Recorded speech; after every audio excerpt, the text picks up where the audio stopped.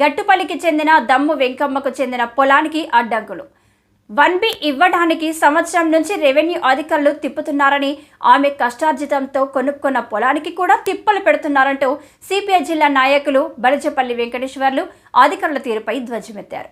వెంకమ్మ నడవలేని పరిస్థితిలో ఉండి కర్ర సాయంతో నడుస్తుందని, అలాంటి వారి సమస్యను పరిష్కరించడానికి కూడా అధికారులకు కనికరం లేకుండా పోయిందని ఆవేదన వ్యక్తం చేశారు. 3 కాళ్ల ముసలమ్మ అని కూడా చూడకుండా ఆమెను ఇబ్బందులు పాలు చేస్తున్నారన్నారు.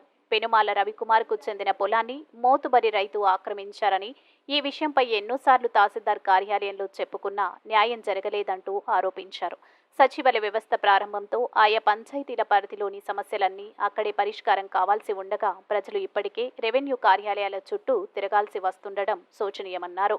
అధికారులు తగిన చర్యలు తీసుకుని సమస్యలు పరిష్కరించకపోతే తహసీల్దార్ కార్యాలయం ఎదుట దమ్ము వెంకమ్మతో కలిసి నిరసన కార్యక్రమం చేపడతామని హెచ్చరించారు. ఈ కార్యక్రమంలో సిపిఐ నాయకులు దమ్ము దుర్గాబాబు తదితరులు పాల్గొన్నారు. ఎంఆర్ఓలు మారిపోయారు. బీఆర్ఓలు అటు ఇటు కావాలని కాలాపన చేశారు. 3 కాళ్ళ ముసలాం నడవలేదు. అవసరమైతే మీరు సాదాపైన మా దమ్ము వెంకమ్మ చేయకపోతే స్ట్రక్చర్లో తీసుకొచ్చేసరికి ఇక్కడ నిరసన తెలియజేసి చెప్తా ఉన్నాం. స్ట్రక్చర్లో ముసలం ముందు తీసుకొచ్చి నిరసన తెలియజేస్తాం. వాళ్ళు ఎవరో పెద్ద కొడుకు వద్దన్నారంట, పెద్ద కోడలు వద్దానంట.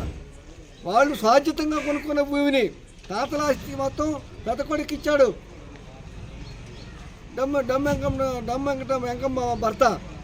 వీళ్ళు సంపాదించుకుని ఆమె కాడు కొద్దిగా ముసలమ్మ ఆమె బతకాలి కదా. అసలు ఆమె సేవలోకి ఎంటర్ కానీయకుండా, ట్రాక్టర్ పోనీయకుండా ఇన్ని చేస్తూ ఉంటే, ఎంఆర్ఓ చెప్తా ఉంటే, ఏమైనా చెప్తుంటే ఈ విఆర్ఓలు వీళ్ళకి బుద్ధి ఉందా లేదని అడుగుతూ ఉన్నా. వాళ్ళ దగ్గర డబ్బులు తీసుకొని విఆర్ఓలు అసలు ఇప్పుడు దాకా ఫైల్ కదిలిస్తారు. అసలు ఇప్పుడు కొత్త ఎంఆర్ఓ వచ్చినాక నేను ఎట్టి పరిస్థితుల్లో ఆ ముసలింకి న్యాయం చేస్తానని చెప్పాడు. ఇప్పుడు వచ్చిన ఎంఆర్ఓ గారు, తహసీల్దార్ గారు. ఇప్పుడు దాకా విఆర్ఓలు నాటకం ఆడారు, ఆర్ఐఎల్ నాటకం ఆడారు. వాళ్ళ దగ్గర డబ్బులు తీసుకుని ఎట్ట కారణం మాకు ఎట్ట తప్పు చేసేవాడు నేను చెప్పి తీసుకుంటాడా? తప్పు చేసేవాడు ఎంఆర్ఓ చెప్పి లంచాలు తీసుకుంటారా? లంచాలు లేకుండా ఈ ఎంఆర్ఓ ఆఫీసులో బిడ్డల మీద చేయబెట్టుకొని నేను లంచం తీసుకోకుండా పనిచేసే చెప్పు అధికారిని చెప్పని అడుగుతూ ఉండా.